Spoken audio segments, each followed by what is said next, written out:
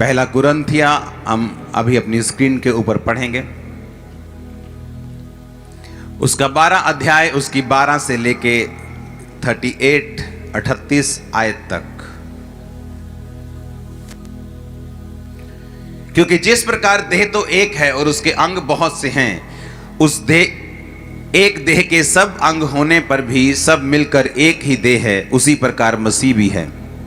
क्योंकि हम सब ने, क्या यहूदी क्या यूनानी, क्या दास क्या स्वतंत्र, एक ही आत्मा के द्वारा एक देह होने के लिए बपतिस्मा लिया, और हम सब को एक ही आत्मा पिलाया गया। इसलिए कि देह में एक ही अंग नहीं परंतु बहुत से हैं। यदि पाँव कहे मैं हाथ नहीं, इसलिए शरीर का नहीं। यदि कान कहे कि मैं आंख नहीं, इसलिए शरीर की नहीं, तो क्या वह इस कारण शरीर की नहीं है? यदि सारा शरीर आंख ही होती तो सुनना कहां होता? यदि सारी देह कान ही होती तो सूंघना कहां होता? परंतु सचमुच परमेश्वर ने अंगों को अपनी इच्छा के अनुसार एक एक करके देह में रखा है। यदि वे सब एक ही अंग होते तो देह कहां होती? परंतु सब अंग जो बहुत से हैं, देह एक ही है। आंख हाथ से नहीं कह सकती मुझे तेरी जरूरत नहीं, ना ही सिर पांव से कह सकता है मुझे तेरी जरूरत नहीं। सब बोलो आमीन। इसको बंद कर दो।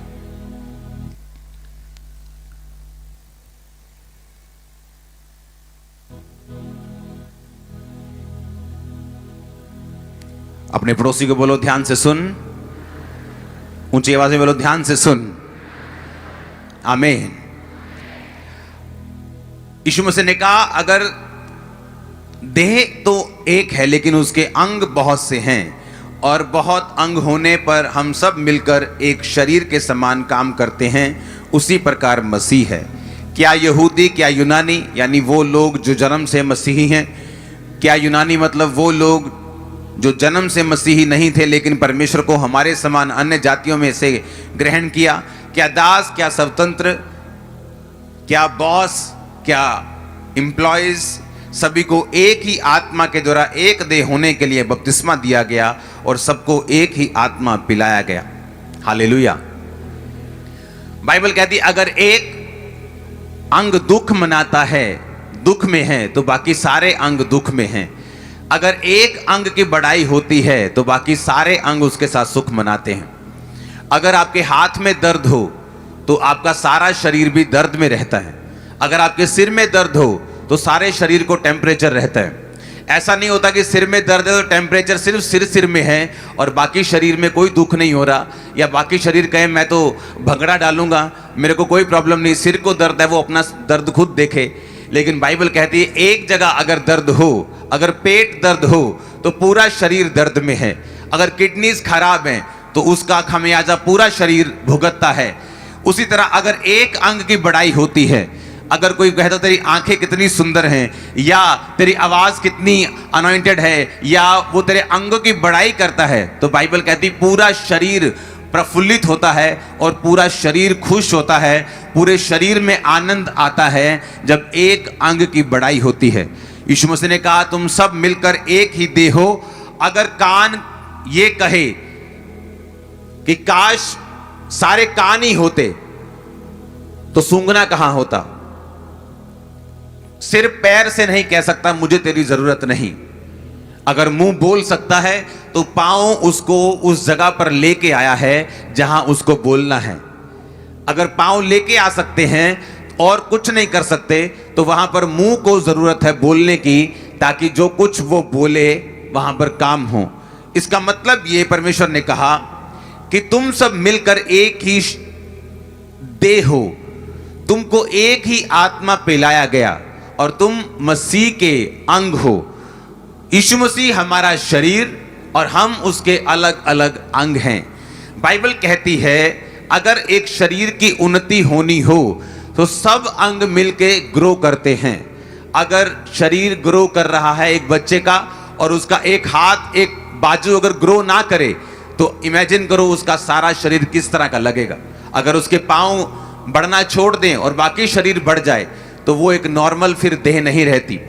यीशु मसीह ने कहा मैंने कलीसिया में अलग अलग लोगों को ठहराया है।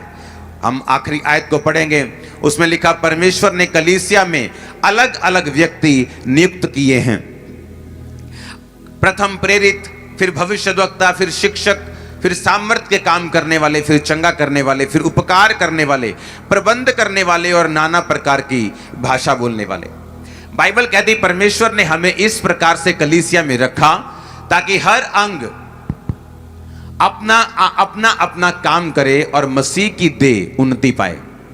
अगर आपके अच्छा काम ना करने के कारण मसीह की देह की उन्नति में रुकावट आती है तो ये आपकी आशीष का रुकावट बनती है, एक हिंड्रेंस, एक ब्लॉकेज आपकी ब्लेसिंग में लग जाती है। बहुत से लोग पूछते हैं कि मैं ब्लेस क्यों नहीं हूं, मैं आशीषित क्यों नहीं हूं। जिस तरह दूसरे लोग टेस्टिमनीज दे रहे हैं, जिस तरह दूसरे लोग गवाहियां दे रहे हैं, मैं उस तरह से गवाही मेरी जिंदगी में क्यों नहीं बन रही? क्योंकि बाइबल कहती है तुम एक अंग की तरह चुने गए हो और मसीह तुम्हारा शरीर है। अब बाइबल कहती है उस अंग को अपना पूरा प्रॉपर काम करना होगा अगर वो ये चाहता है कि परमेश्वर उसे ब्लेस करे। अगर नाक की ड्यूटी सूंघने में लगाई है, अगर आपका नाक बंद हो और सूंघना बंद हो जाए, अगर आप खराब खाना अपने मुंह में रखेंगे, आपको कभी मालूम नहीं होगा ये खाना खराब है। आपका नाक बताता है जब आप खाना मुंह में डालते हैं कि ये खराब है या नहीं। आपकी जीभ नहीं, आपका नाक बताता है ये चीज कि खाना खराब है या नहीं। जीभ टेस्ट बताती है ये खट्टा है, ये मीठा है, ये बकबका है, ये ऐसा है। और बाइबल कहती है पूरा शरीर मिलके काम करता है। हाथ, हम खाना उठाते हैं हाथ से, हाँ, मुंह में डालते हैं, होंठ खुलते हैं, जीभ उसको लेती है, नाक उसको टेस्ट करता है, अंदर जाता है, मुंह का जो लार है वो उससे अंदर निकलता है, वो अंदर जाता है, फूड पाइप के थ्रू पेट में पड़ता है, वहां पचता है, किडनीज, वहां पेनक्रियाज, वहां पित्ता, वो सारा अपना अपना काम करते हैं। यीशु मसीह ने कहा जब तुम अपना काम करना छोड़ दोगे और मसीह की देह में की उन्नति में रुकावट आएगी तो परमेश्वर तुम्हें कभी भी ब्लेस नहीं करेगा। क्योंकि बाइबल कहती, परमेश्वर ने कहा अगर तुम्हारी कलीसिया में नियुक्ति हुई है, यानी अगर तुम मसीही हो, अगर तुमने परमेश्वर को ग्रहण किया है, बपतिस्मा ले लिया है, तो इसका मतलब परमेश्वर की ये इच्छा है कि तुम मसीह की देह की उन्नति का कारण बनो, तुम एक दूसरे के आनंद में सहभागी हो। जब कलीसिया में एक अंग की बड़ाई हो तो तुम भी उसके साथ बड़ाई मानो, और जब एक अंग दुख पाए तो तुम भी उसके साथ दुख पाओ, इस कारण के परमेश्वर तुमको ब्लेस कर सके, वो तुमको आशीषित कर सके। अगर नाक सिर्फ अपना ही ध्यान रखे तो देह उन्नति नहीं पा सकती, कान सिर्फ अपना ही ध्यान रखे तो देह उन्नति नहीं पा सकती। बाइबल कहती जिन अंगों को हम जरूरी नहीं समझते, निर्बल समझते हैं, वो बहुत ही आवश्यक है। बाइबल कहती जब प्रभु यीशु मसीह के टाइम पर जब लोग घरों में जाया करते थे अपने अतिथि बन के, मेहमान बन के, तो सबसे पहले उनके हाथों और पाँव को धुआया करते थे। सबसे गंदे पाँव होते थे। लोगों के पास मोटर गाड़ियां नहीं होती थी, लोगों के पास फैंसी साधन नहीं होते थे, उनको चल के जाना पड़ता था या खच्चर की सवारी करके जाना पड़ता था, तो उनके पाँव हमेशा गंदे रहते थे, पाँव पर मिट्टी रहती थी। और जब वो एंटर करते थे घरों में तो उनके पाँव को धुलाया जाता था। जिन अंगों को वो निर्बल समझते थे उन अंगों को ही धुलाया जाता था। जो अंग आदर के काबिल नहीं समझे जाते कि गंदे हो गए, क्योंकि पेट गंदा नहीं हुआ, छाती गंदी नहीं हुई, टांगे गंदी नहीं हुई, हाँ कुछ गंदा नहीं हुआ, लेकिन पाँव गंदे हो गए। अब अगर पाँव गंदे हुए तो सबसे ज्यादा आदर भी परमेश्वर ने कहा कि पाँव को मिला जब उनको धुलाया गया। आमीन। अब बाइबल कहती है कि अगर तुम्हारी नियुक्ति परमेश्वर ने एक अंग के रूप में की है तो तुम्हें यह देखना होगा कि मेरा इस कलीसिया में क्या काम है, कौन से अंग के रूप में मेरी नियुक्ति इस कलीसिया में हुई है। क्योंकि बाइबल कहती है कलीसिया में सिर्फ जो चर्च है, जो लोग हैं, वो सिर्फ आशीष लेने के लिए नहीं आते। जब आपकी मसीह में नियुक्ति होती है उसी दिन से आप आशीष के हकदार बन जाते हो, उसी दिन से आप ब्लेसिंग के हकदार बन जाते हो, उसी दिन से आप चुने हुए बन जाते हो। सारे वायदे जो परमेश्वर ने आपकी जिंदगी में बाइबल के में किए हैं वो सारे एक्टिवेट हो जाते हैं आपकी लाइफ में, वो सारे पूरे होने के लिए लाइन में हो जाते हैं। जिस दिन आपकी नियुक्ति कलीसिया में होती है, जिस दिन आप बपतिस्मा लेते हैं, जिस दिन आप परमेश्वर को अपनी जिंदगी देते हैं, उस दिन ये सारा कुछ निर्धारित हो जाता है। आमीन। अब हमें यह देखना है मेरी नियुक्ति इस कलीसिया में क्यों हुई, परमेश्वर मेरा काम क्या है इस सेवकाई में, तूने इस सेवकाई में, तूने इस मिनिस्ट्री में मुझे क्यों चुना, इस चर्च में तू मुझे क्यों लेके आया। क्योंकि बाइबल कहती है हर एक अंग का एक काम है। जो अंग दिखाई नहीं देते उनका भी काम है। आपकी बॉडी में पेनक्रियास एक ऑर्गन है, एक अंग है जो आपकी इंसुलिन को पैदा करता है। जब वो अंग काम करना बंद कर देता है तो लोगों को शुगर हो जाती है, लेकिन आपको पता नहीं होता कि शुगर क्यों हो गई, क्योंकि एक अंग ने बॉडी के अंदर काम करना बंद कर दिया। और इसी तरह से बाहर के अंग हैं, एक कान ने काम करना बंद किया तो सुनना बंद हो गया, नाक ने काम करना बंद कर दिया, सूंघना बंद हो गया, टेस्ट खाने का समझ नहीं आ रहा, खराब है सही है कुछ भी पता नहीं चल रहा, आंख ने काम करना बंद कर दिया तो दिख नहीं रहा। चाहे अंग अंदर के हों चाहे अंग बाहर के हों, एक अंग बाहर के हैं जो सामने दिख रहे हैं, क्वायर, वॉलंटियर, एक अंग अंदर के हैं जो इस समय मीडिया में बैठे हैं, स्विचर में बैठे हैं, जो आपको देखने के लिए, सुनने के लिए हेल्प कर रहे हैं। परमेश्वर ने कहा अंग चाहे बाहर के हों या अंग चाहे अंदर के हों, दोनों ही कलीसिया में बहुत जरूरी हैं। इसलिए कि हर एक अंग अपना अगर बेहतर काम करेगा और पूरा काम करेगा तो परमेश्वर उस अंग के कारण, सारे अंग मिलके काम करने के कारण जो शरीर है वो उन्नति पाएगा और वो ग्रो होगा। हम कई बार देखते हैं बच्चा 18 साल का है लेकिन ऐसे लग रहा है जैसे 12 साल का है, पूछते हैं ये 12 साल का लग रहा है, 18 साल का नहीं लग रहा। हाँ, इसके पेट में प्रॉब्लम है, ये जो भी खाता है इसको डाइजेस्ट नहीं होता, इसलिए इसकी ग्रोथ नहीं हो रही। अब बाकी अंग तो सही काम कर रहे हैं, एक पेट के सिर्फ काम ना करने के कारण वो अंग पूरी तरह से, वो शरीर ग्रो नहीं हुआ। और हम कहते हैं कि उसी तरह वचन कहता है कि तुम सब मिलकर मसीह के अलग अलग अंग हो, और जब सब अंग मिलकर कार्य करेंगे तो मसीह की देह उन्नति पाएगी। और जब परमेश्वर तुमको मसीह के देह में सही काम करता हुआ देखेगा तो वो तुम पर आसमान की खिड़कियां खोलेगा और तुम पर बरकतों की बारिश करेगा, और वो तुम पे ऐसी ग्रेस देगा जो तुमने सोची भी नहीं होगी। आमीन। ऊंचा तो ये आशीष आपकी है। Hallelujah, hallelujah. परमेश्वर इसीलिए एक भी जन जिसकी नियुक्ति हो चुकी है, जो बपतिस्मा ले चुका है, चर्च का एक पार्ट बन चुका है, परमेश्वर ने आपको किसी काम करने के लिए भेजा है। उसने आपको ऐसे नहीं भेजा, उसने आपको सिर्फ एक मंडली के तौर पे नहीं भेजा जहां सिर्फ आप सुनेंगे, आमीन आमीन बोलकर बरकत लेंगे और आप चले जाएंगे। ऐसा नहीं है। बाइबल कहती अंग है। मैं इस समय परमेश्वर के मुंह का काम कर रहा हूं। मैं एक माइक हूं, जैसे ये मेरा माइक है, मेरा मुंह परमेश्वर का माइक है। मैंने जस्ट अपना शरीर, अपना मुंह परमेश्वर के सामने समर्पित किया ताकि परमेश्वर अपनी बात आपको बता सके। आमीन। उसी तरह से अलग अलग अंग हैं जो कलीसिया में काम करते हैं, और जब एक अंग प्रॉपर रीति के साथ काम नहीं करता, बाइबल कहती है और मेडिकल साइंस कहती है उसे डॉक्टर निकाल देता है। निकालता है कि नहीं निकालता? पित्ते में पथरी हो जाती, काम करना वो बंद करता है, डॉक्टर क्या करता है? उसे निकाल देता है। प्रकाशित वाक्य 5 उसकी 11 से 14 आयत। जब मैंने देखा तो उस सिंहासन और उन प्राणियों, उन प्राचीनों के चारों ओर बहुत से स्वर्गदूतों का शब्द सुना, जिनकी गिनती लाखों और करोड़ों की थी। वे ऊंचे शब्द से कहते थे, वध किया हुआ मेमना ही सामर्थ, धन, ज्ञान, शक्ति, आदर, महिमा और धन्यवाद के योग्य है। सब बोलो आमीन। वध किया हुआ मेमना यानी जीसस क्राइस्ट सामर्थ, धन, ज्ञान, शक्ति, आदर, महिमा और धन्यवाद के योग्य है। स्वर्गदूत धन की बात कर रहे हैं। जब मैंने ये वचन पढ़ा था आज से कुछ दिन पहले, तो मुझे लगता था कि ये उस धन की बात कर रहे हैं जो स्वर्गीय है। लेकिन जब मैंने इस वचन को ध्यान से फिर से पढ़ा, जब हम इसको असली भाषा में पढ़ते हैं जिससे बाइबल को ट्रांसलेट किया गया, आप जानते बहुत से लोग बाइबल में लोग बोलते हैं, अगर आप उनको सुने, क्योंकि बहुत से लोग स्पिरिचुअलिटी को नहीं समझते और बहुत से लोग बाइबल की गहराई को नहीं समझते। इसका प्रेशर बढ़ाना है, आवाज नहीं बढ़ानी। आपने लोगों को बोलते सुना होगा कि बाइबल में बहुत सी शोध हुई हैं,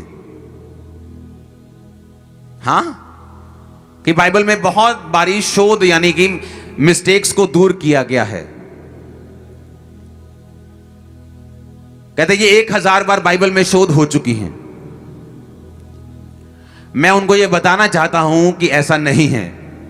बाइबल के एक भी बिंदु में कभी भी शोध नहीं हुई। एक बिंदु में। मैं चैलेंज करता हूं तुमको। कैसे मैं बताता हूं। इब्रानी भाषा जो है वो इतनी बड़ी है, अगर उसमें मैं बोलूं खुशी, जैसे हिंदी में बोलता हूं मैं आज मैं बहुत खुश हूं, अगर इब्रानी भाषा में मैं खुशी का शब्द देखूंगा तो उसको 10 तरह से बयान किया हुआ है। अगर मैं बोलता हूं कि मैं तुमसे प्यार करता हूं मेरे भाई, तो अगर वो भाई वाला प्यार है इब्रानी भाषा में उसका मतलब और है। अगर वो बेटे वाला प्यार है, अगर वो दूसरा प्यार है, अगर पति पत्नी वाला प्यार है, अगर परमेश्वर वाला प्यार है, अगर दुश्मन वाला प्यार है, अनकंडीशनल प्यार है, उसे अगापे बोलते हैं।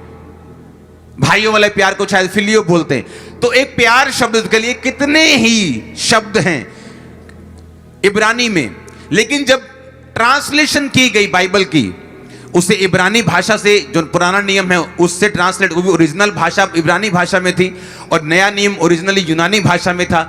जब उधर से बाइबल को ट्रांसलेट किया गया हिंदी, पंजाबी, इंग्लिश या किसी भी भाषा में, तो इन भाषाओं में इतनी वैरायटी नहीं थी कि वो शब्द इनको उसी तरह से समझाए जाएं।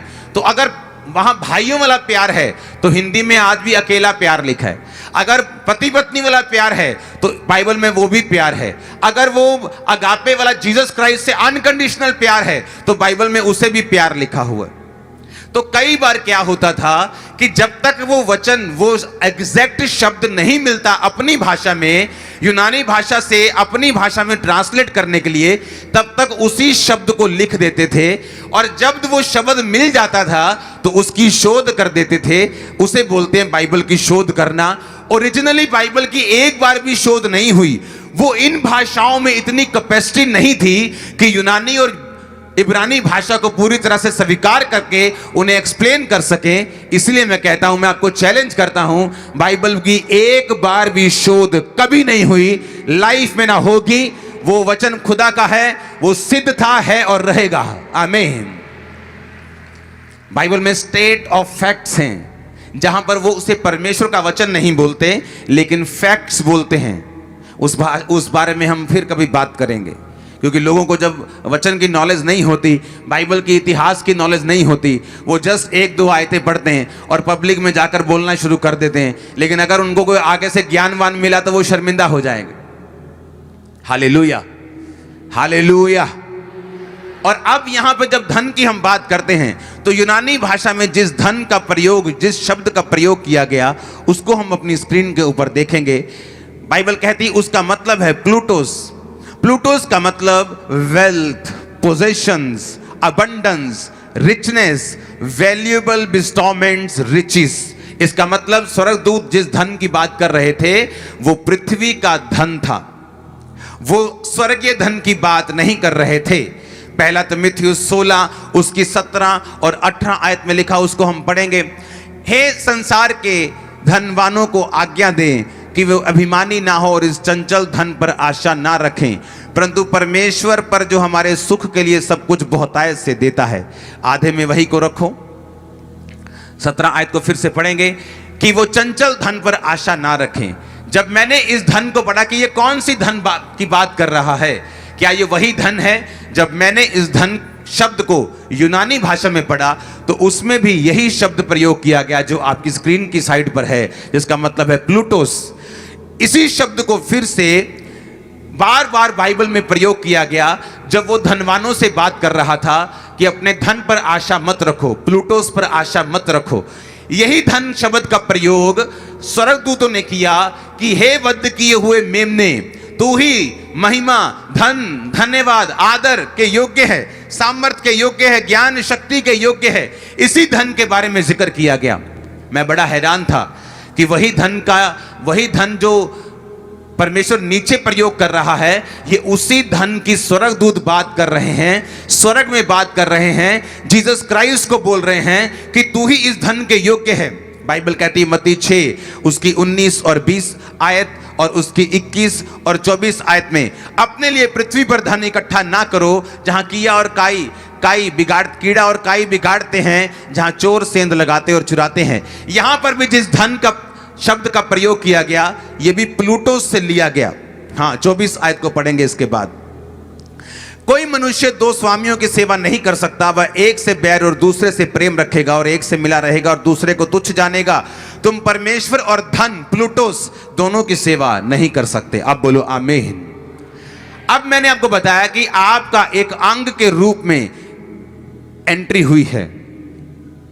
उसी तरह से बाइबल कहती है कि जब परमेश्वर प्लूटोस की बात कर रहा है, वो कह रहा है कि तुम पृथ्वी पर धन इकट्ठा मत करना, लेकिन स्वर्ग में वो कह रहा है कि परमेश्वर तू इस धन के योग्य है। वो धन वहां पे कैसे आया? यीशु मसीह ने कहा तुम पृथ्वी पर धन इकट्ठा ना करना, मत्ती 6 उसकी 19-20, जहां कीड़ा और काई बिगाड़ते, चोर सेंध लगाते और चुराते। 20 आयत में लिखा अपने लिए स्वर्ग में धन इकट्ठा करना, ना कीड़ा ना काई बिगाड़ते, ना चोर ना सेंध लगाते ना चुराते हैं। आमीन। जब मुझे मालूम है, जब मैं चर्च में एक अंग के रूप में था, तो मैं फाइनेंशियली चर्च को रखता था कि मुझे अपने फाइनेंस से चर्च की सेवा करनी है, क्योंकि मेरा जो काम था वो एक ब्लेसिंग बनना था, फाइनेंशियली सपोर्ट करना था। अब मुझे धरती पर धन इकट्ठा करने की आज्ञा नहीं, और परमेश्वर ने कहा तुम धरती पर धन इकट्ठा नहीं करना, स्वर्ग में करना। तो स्वर्ग में वो धन इकट्ठा कैसे हो सकता है? जब मैं वो धन परमेश्वर के सामने रख दूंगा, जब मैं वो धन परमेश्वर के राज्य में बो दूंगा, मेरा वो धन डायरेक्ट स्वर्ग में जाता है, और परमेश्वर के सामने स्वर्गदूत फिर यही बोलते हैं कि तू इसी धन और महिमा और सामर्थ के योग्य है। बाइबल कहती है जो भी हम बोते हैं, परमेश्वर ने कहा था एक औरत को जिसने एक बहुत महंगा इत्र उसके पांव पर उंडेल दिया था, परमेश्वर ने कहा था, और चेले नाराज हुए थे कि परमेश्वर पर यह क्यों उंडेला गया, इसको अगर बेच देते तो काफी गरीबों की सहायता हो जाती। और यीशु मसीह ने कहा था इसने मेरी देह पर ये मला है, और जहां जहां कहीं सुसमाचार प्रचार होगा इस बात का जिक्र किया जाएगा। मैं आपको ये बताता हूं, जो उसने बोया था वो यहां तो खत्म हो गया, लेकिन स्वर्ग में जमा हो गया। वहां जीसस क्राइस्ट सदा तक उसकी बात करते रहेंगे। उसने कहा था सदा तक उस धन की, उस बोने की बात होती रहेगी, स्वर्ग में भी उसकी बात होती रहेगी। जो कुछ उस औरत ने किया, हमें ये मालूम है, आपको मालूम, हर एक अंग का अलग अलग काम है। अगर परमेश्वर ने आपको यहां से उठाकर अगर अमेरिका भेजा है, तो इसका मतलब परमेश्वर ने आपको चर्च को फाइनेंशियली सपोर्ट करने के लिए भेजा है। और अगर जब आप अपना अंग काम करना बंद कर देते हैं, जिस काम के लिए परमेश्वर ने आपको भेजा, अगर आप सिंगिंग सीखते हैं, तो आपको क्या पता, आपको क्या मालूम कि परमेश्वर ने वो आपको चर्च की सेवकाई के लिए दी है।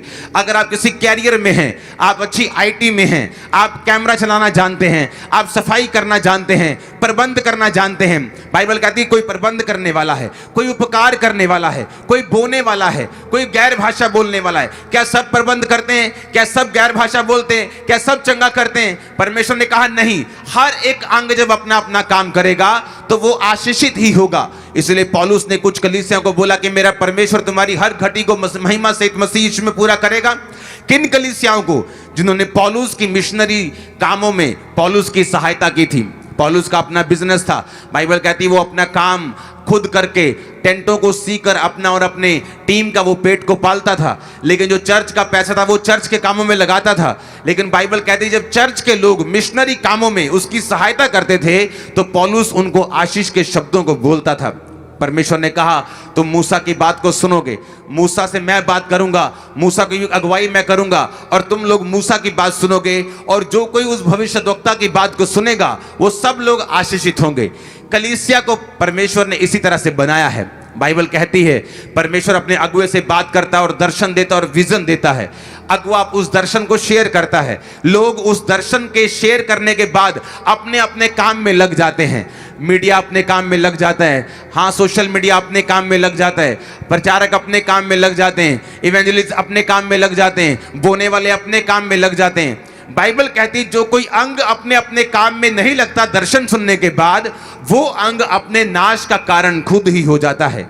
जब एक जब एक पित्ता खराब होता है तो डॉक्टर उसे दवाई से ठीक करने की कोशिश करता है, लेकिन जब वो खराब होता जाता है, पत्थरियां बढ़ती जाती और वो डेंजर बन जाता है, वो एक खतरा बन जाता है, तो डॉक्टर उसको एक दिन रिमूव कर देता है।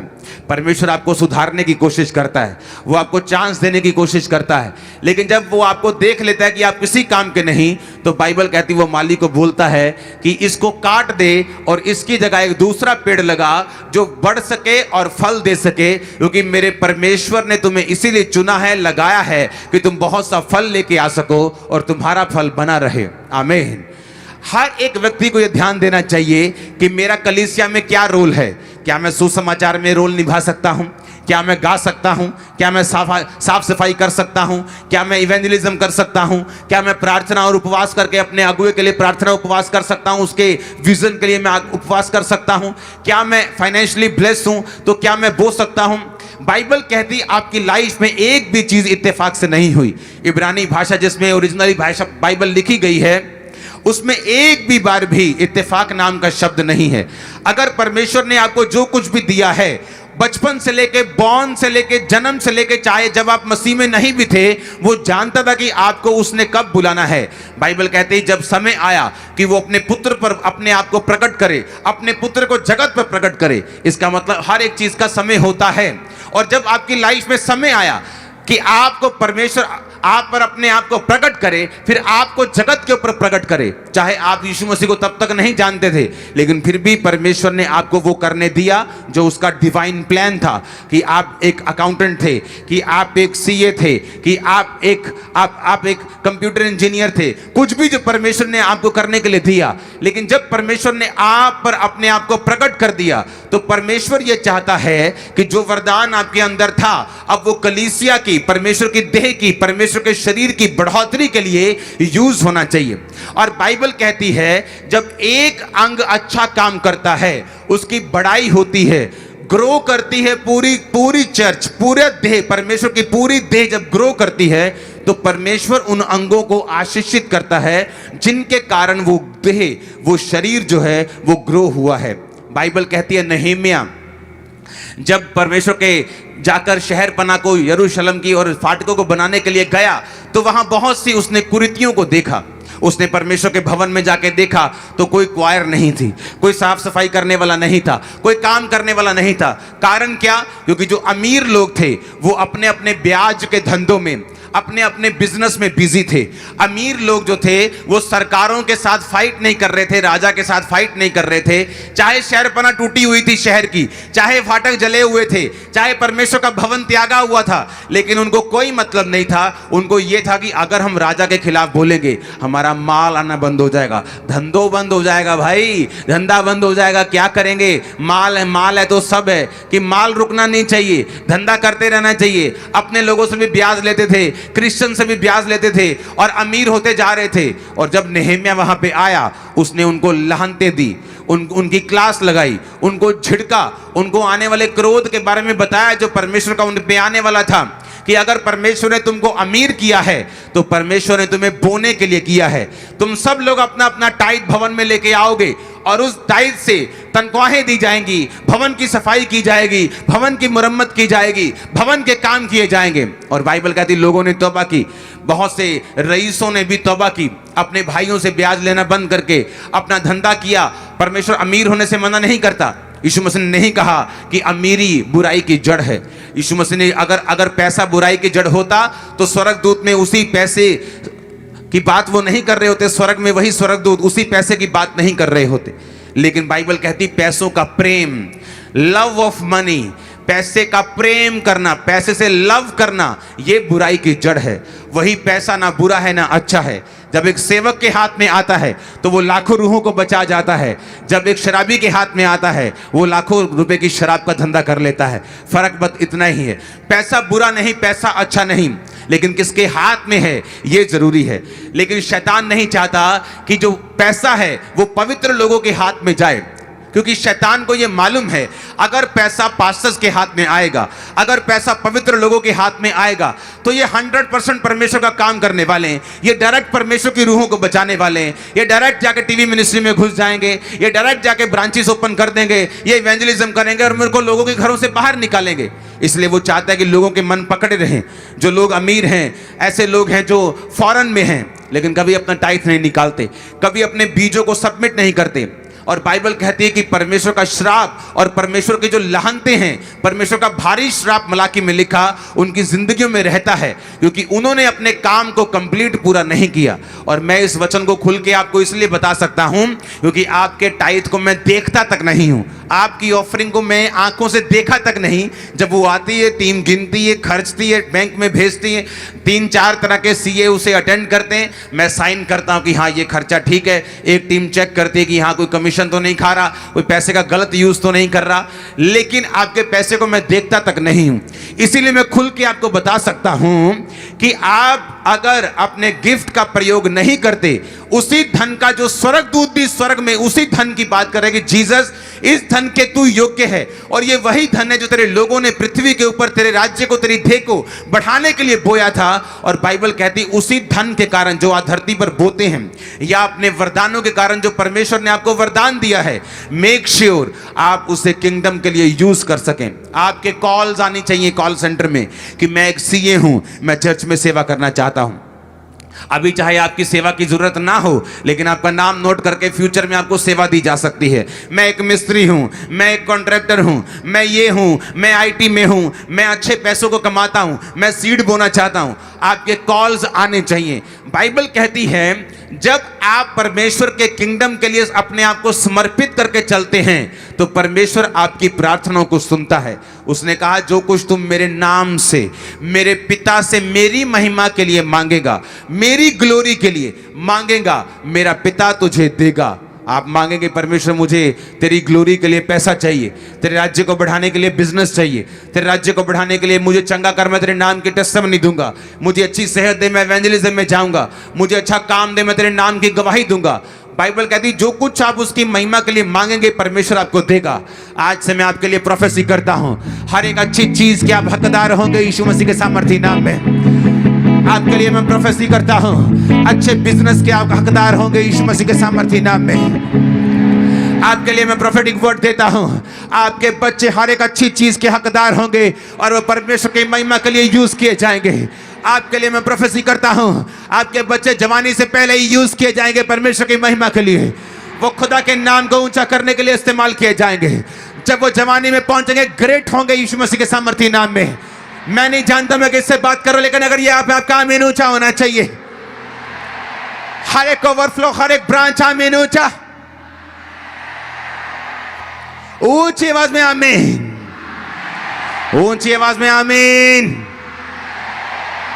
Hallelujah, hallelujah, hallelujah. Make sure अगर मेरे पास एक वरदान है कि मैं चर्च की हेल्प कर सकता हूं और मैं उसको यूज नहीं करता, तो अंत के दिन में बाइबल कहती मेरा न्याय होगा। नेहेमिया ने जब लाहनतें डाली, जब उनको कोसा, उनको बताया कि बाइबल के मुताबिक तुम पर श्राप आएंगे अगर तुम अपने वरदानों का यूज नहीं कर रहे, तो बाइबल कहती उन्होंने तौबा की। भवन में वो पैसों को लाने लगे, भवन में फिर से गवैये आने लगे, सफाई करने वाले आने लगे, सब तरह के जो ड्यूटीज थी लोगों को वापस मिलने लगी, क्योंकि टाइथ आने लगा और उनके पैसे वो पे करने लगे, तनख्वाहें जाने लगी। नेहेमिया किसी काम से वापस गया, लोगों ने जो अमीर लोग थे उन्होंने पैसा देना फिर बंद कर दिया।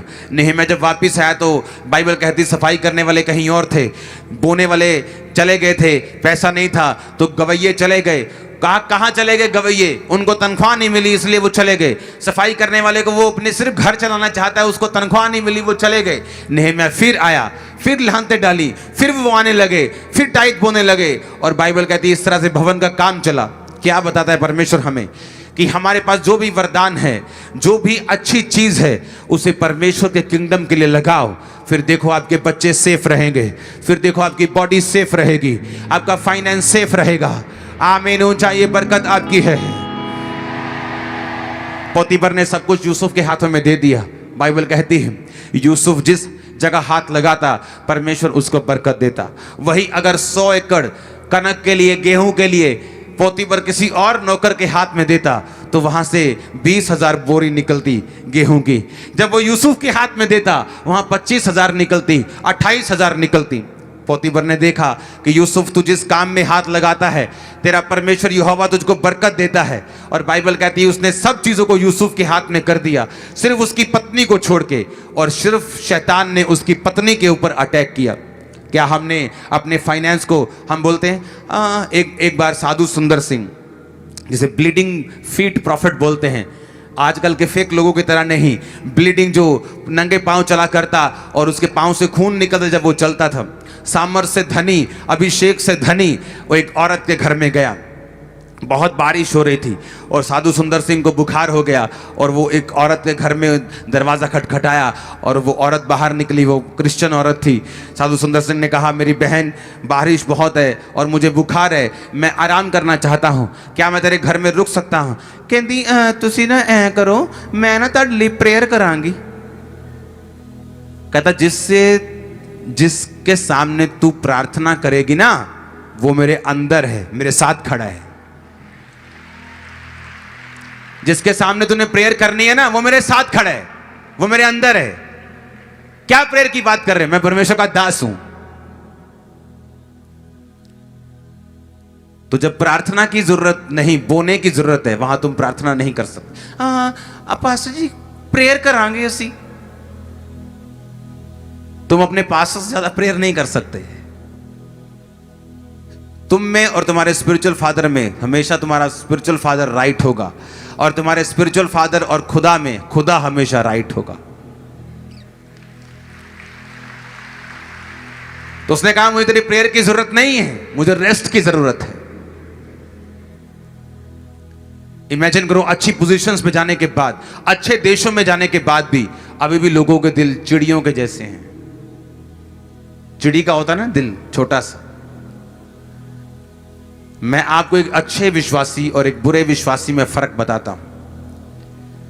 एक ऐसा विश्वासी जो पैसे में कंजूस है, बाइबल बयान करती है वो परमेश्वर से प्यार नहीं करता है। क्योंकि तुम परमेश्वर और धन दोनों की सेवा नहीं कर सकते। अगर तुम पैसे में कंजूस हो, तुम बो नहीं सकते, तो मैं डेफिनेटली तुम्हें चैलेंज करता हूं, तुम परमेश्वर से प्यार नहीं करते, तुम पैसे से प्यार करते हो। पहली बार जब मैं अपने स्पिरिचुअल फादर के पास गया तो वो मुझे जानते नहीं थे। मैं अपने पास बहुत फैंसी कैमरास लेके गया था, बहुत महंगे कैमरास। तो वहाँ मैं अपने चर्च की रिकॉर्डिंग लेके गया, देखो मेरे पास लोग हैं, ये है फोटोज अपनी सबकी। तो मैंने वो सारे गैजेट्स, वो लैपटॉप शायद, वो सब कुछ मैंने उनके पास एक टीम के ज़रिए पहुँचाया। मैं वहीं पे था, तो मैंने कहा आप उनको दिखा देना एक बार।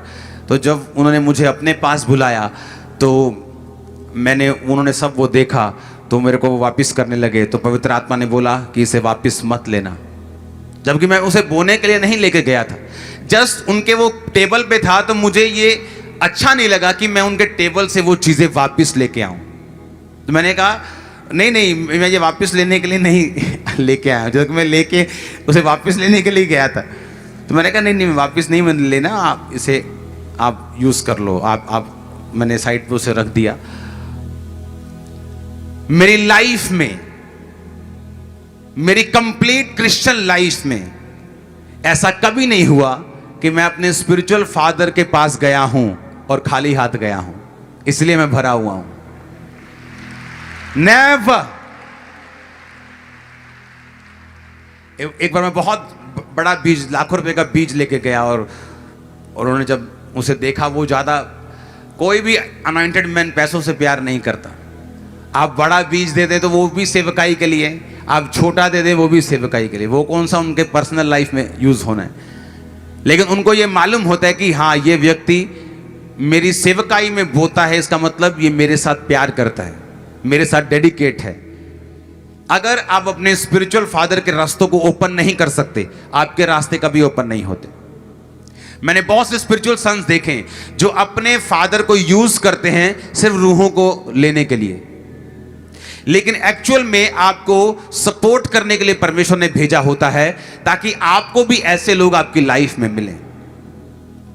मैं अपने सपने में भी इमेजिन नहीं कर सकता कि मैं अपने स्पिरिचुअल फादर के पास जाऊं और ही हु करके वापस आ जाऊं बिना बोए। ये नॉनसेंस मेरी लाइफ की सबसे बड़ी नॉनसेंस होगी अगर मैं ये करता हूं तो।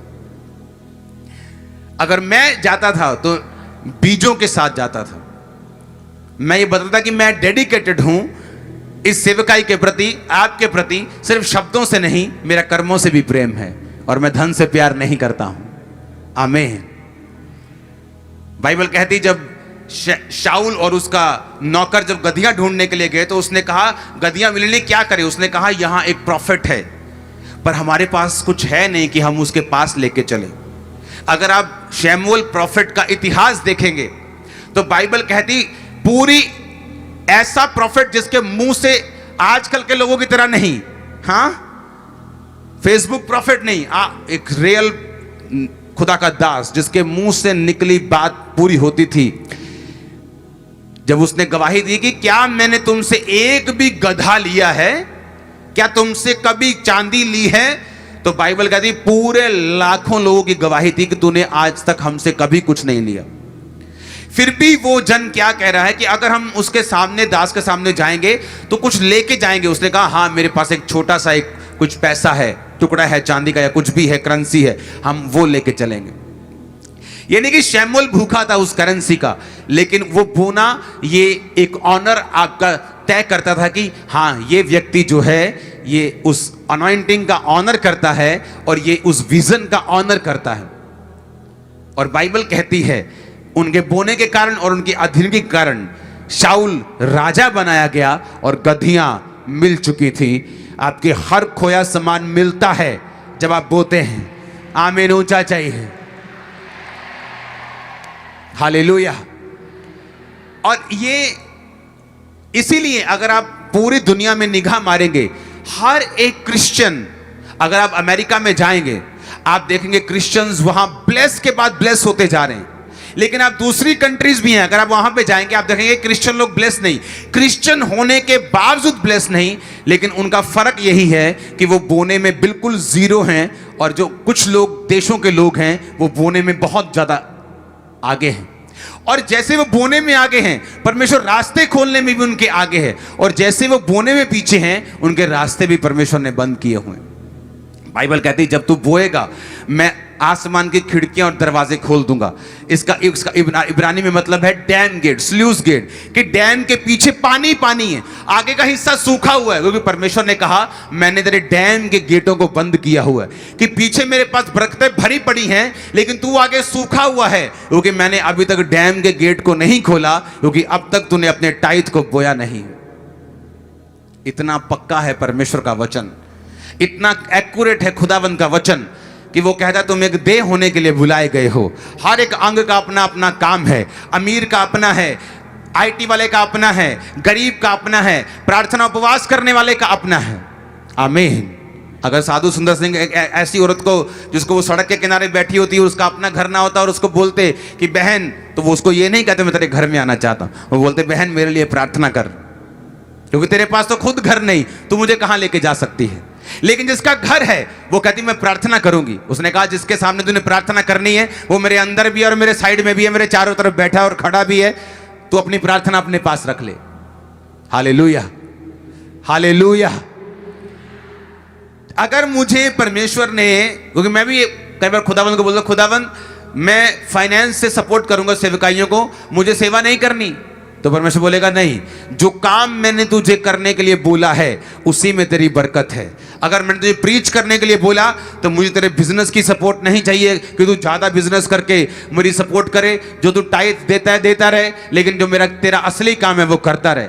आज मुझे अपनी असली बुलाहट को, मेरा असली वरदान जो मेरे पास है, अगर मैं उसे यूज नहीं करता तो बाइबल कहती है आशीष मेरी लाइफ पर, मेरे बच्चों पर, मेरे फ्यूचर पर नहीं आती और मैं अस्थिर रहता हूं, कभी भी गिर सकता हूं, कुछ भी लाइफ में हो सकता है, क्योंकि परमेश्वर की प्रोटेक्शन फिर लाइफ में नहीं है।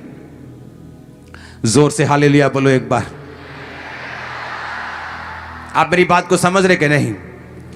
और इसी कारण जब आप पूरी दुनिया में देखेंगे हर बंदा ग्रो करना चाहता है। अगर वो पास्टर है वो बोलता है लाखों लोग हों, हजारों हों, मेरे पास भी डेडिकेटेड टीम्स हों, लेकिन जब वो अपनी चर्च में जाते हैं ऐसा कुछ उनको मिलता नहीं। हर एक छोटी चीज में वो संघर्ष करते हैं, हर एक ग्रोथ में वो संघर्ष, क्योंकि उनको ये नहीं मालूम कि तुमने ग्रोथ होने में सहायता नहीं की, तुमने ना बोया, तुमने ना अपने अंग के मुताबिक काम किया, तो इसीलिए तुम वो नहीं देख सकते जो तुम्हारा स्पिरिचुअल फादर देख रहा है। जब मैं वहां से वापस आया 2011 में, तो मैंने आते ही अनाउंस किया, क्योंकि मैं जानता था कि मैं एक एक अपनी जेब को खाली करके, अपने मन को खाली करके, अपना आप भी बोकर आया हूं। और मैंने आते अनाउंस किया था ये चर्च देखना दुगनी होगी तिगनी होगी। आप जाके देखो, जब मैं वापस आया वो चर्च दुगनी थी तिगनी थी। जस्ट 6 महीने के अंदर अंदर पूरी मिनिस्ट्री चेंज हो गई थी, क्योंकि मुझे मालूम था जो मैं बोऊंगा वो मैं काटूंगा। जिसने बहुत बटोरा उसका कुछ ज्यादा ना निकला, जिसने कम बटोरा उसका कुछ अधिक ना निकला। जिसने ज्यादा बिखेरा, जिसने ज्यादा दान किए, उसका धर्म बना रहेगा, वो ज्यादा काटेगा। खुदावन आपको बरकत दे, वो आपके फलों को बढ़ाए, वो आपको सेम ना रहने दे। आपकी लाइफ में जो कुछ भी वरदान है उसे आप परमेश्वर के लिए यूज करके उसकी आशीषों के वारिस बन सके। आमीन। ऊंचा ये बरकत तुम्हारी है।